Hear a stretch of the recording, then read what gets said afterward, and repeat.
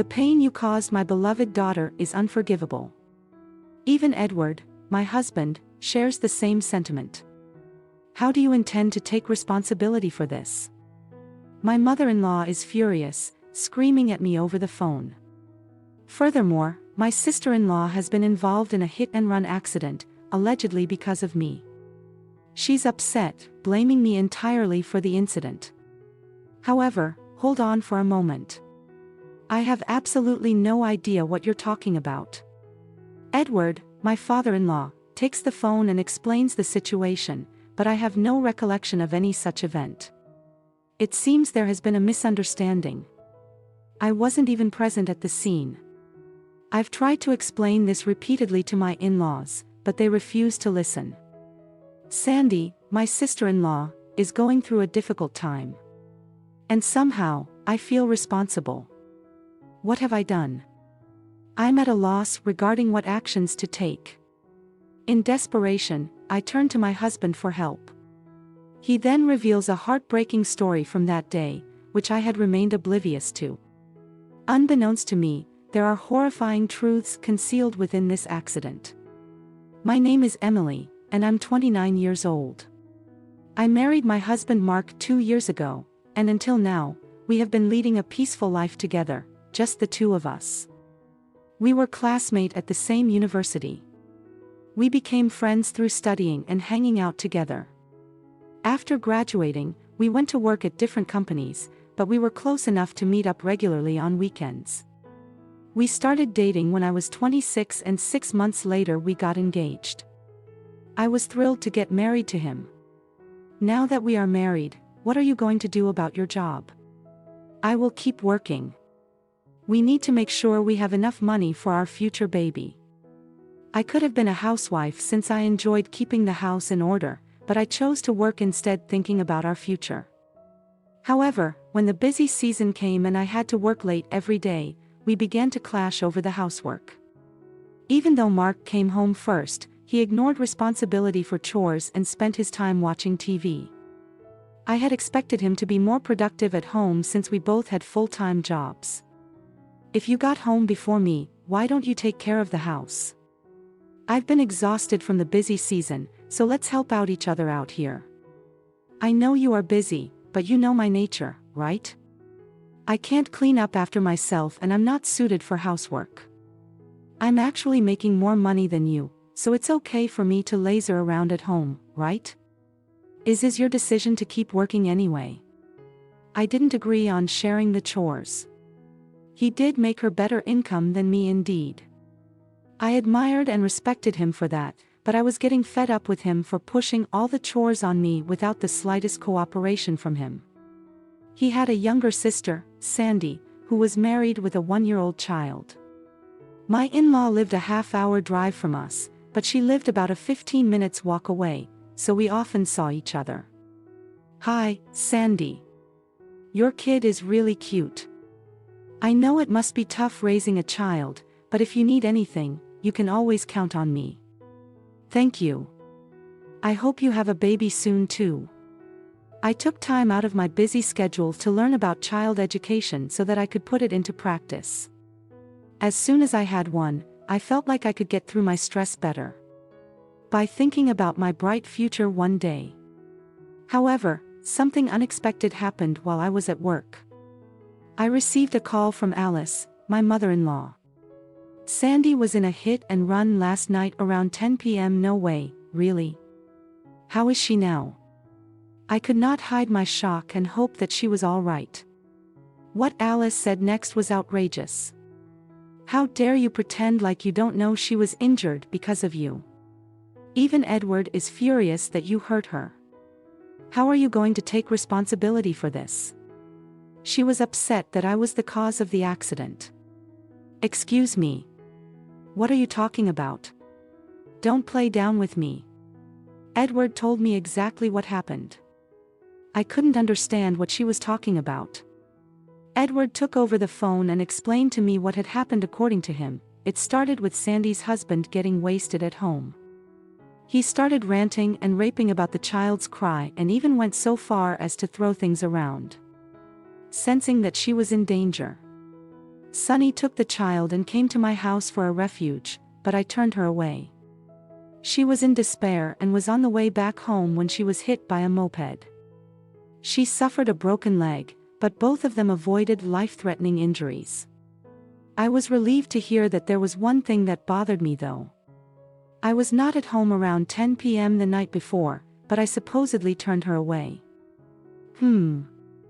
I was still working at my office around that time, so I didn't see her in the first place.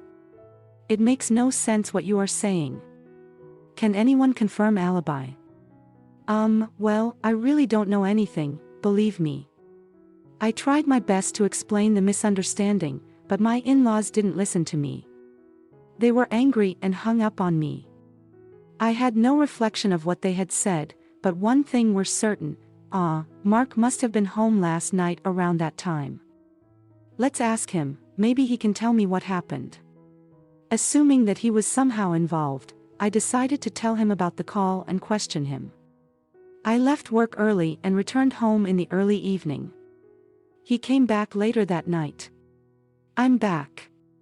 I'm so tired. Honey. Can you make dinner fast? I'm starving. Hey hum. How was your day? I want to ask you something before dinner. Okay. Yo, what's up? Did Sunday come over last night around 10 p.m? Yes, she did. So it was true that she showed up at our house. She must have been running with her kid in cause she was out of breath.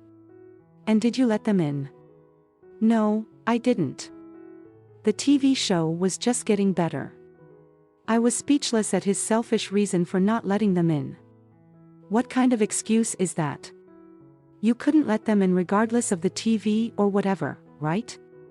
Oh, but you remember you told me not to let them see a messy house when she comes over, didn't you?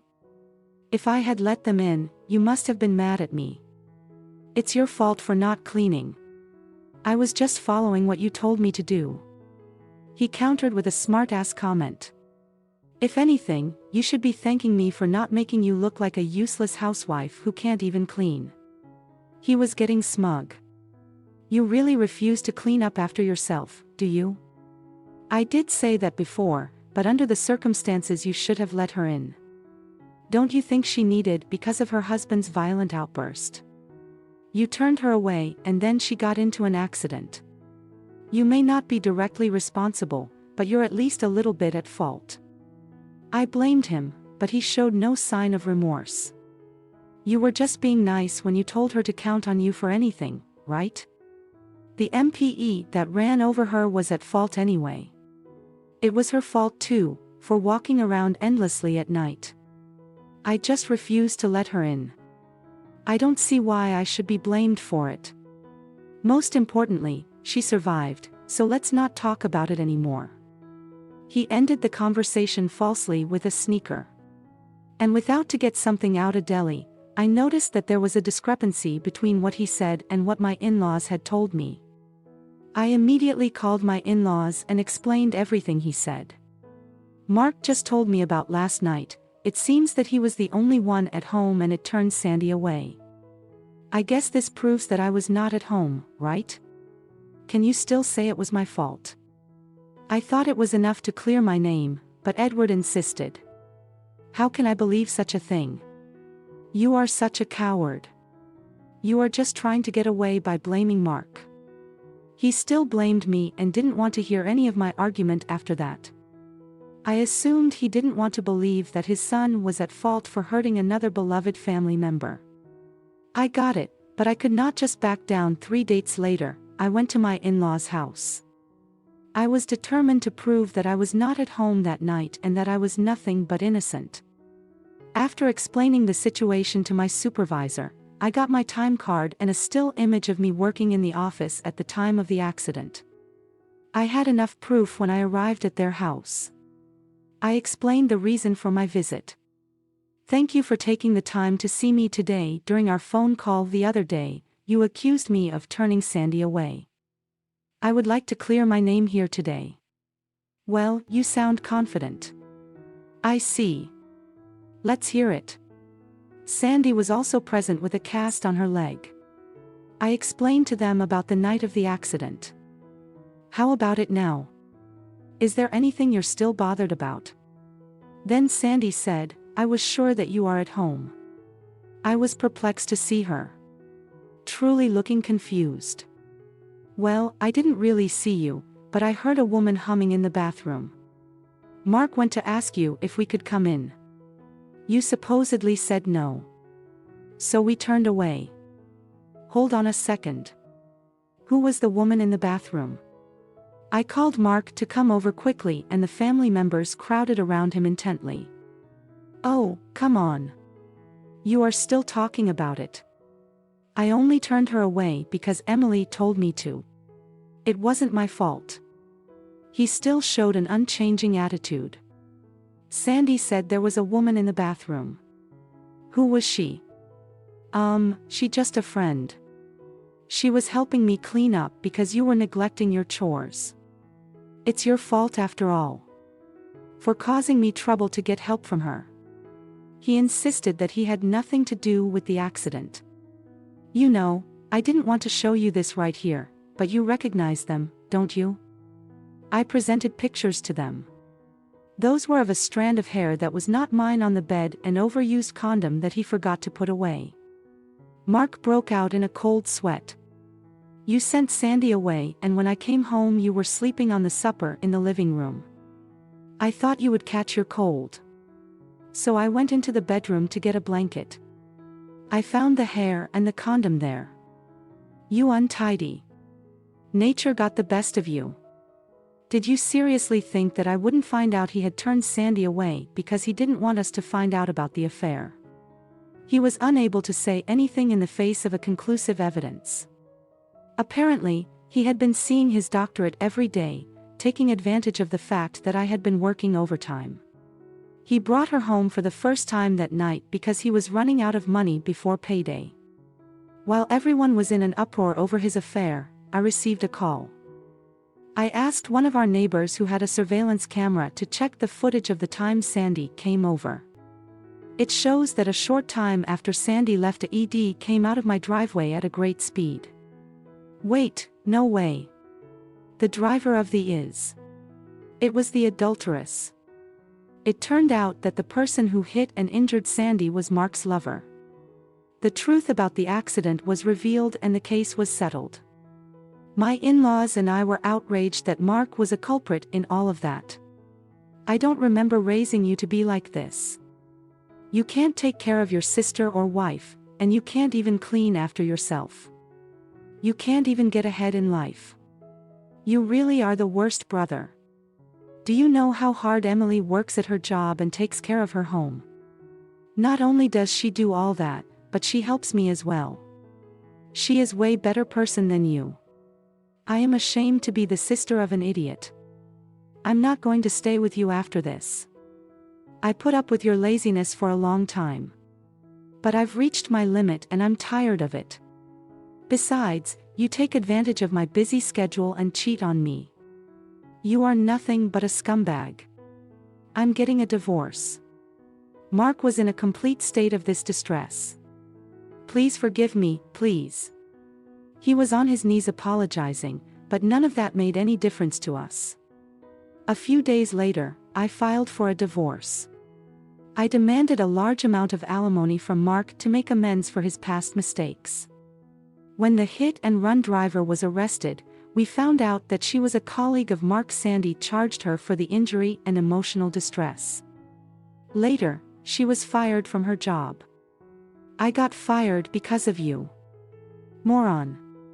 Your sister is coming after me with a hefty compensation and I'm screwed. She cursed Mark in a vulgar manner like her truck driver. Even though they were at work, she could care less to be loud and violent. Mark had blamed me for everything and didn't have a gut to argue against her. Then he became uncomfortable at work and left the company voluntarily. He spent way too much on the adulteress that his savings were almost gone. He couldn't afford to pay the alimony and was having a hard time finding a new job. He works part-time job to pay the rest of the alimony while living in a dodgy apartment now. After everything was resolved, my in-laws paid me a visit. They expressed deep regret for doubting me and for making hurtful remarks. They sincerely apologized, and I appreciate their genuine remorse. I, too, apologize for speaking harshly to them. I understand that their son's affair was a shock to me as well. Let's put the past behind us and move forward. I acknowledge that my brother-in-law has caused you immense pain, and I, too, had some doubts. I am truly sorry, and I want to express my gratitude for uncovering the true culprit for me. They offer their sincere apologies for doubting me and for the affair. On another note, Sandy, my sister-in-law, and her husband are going through a divorce. His drinking problem has led her and their child to live with her parents. Despite the circumstances, I still maintain a good relationship with my ex-in-laws. It appears that Mark, my husband, tends to shift blame onto others, which ultimately comes back to haunt him. It's time for me to honestly acknowledge my own mistakes and gracefully move on to the next chapter of my life, preserving my dignity.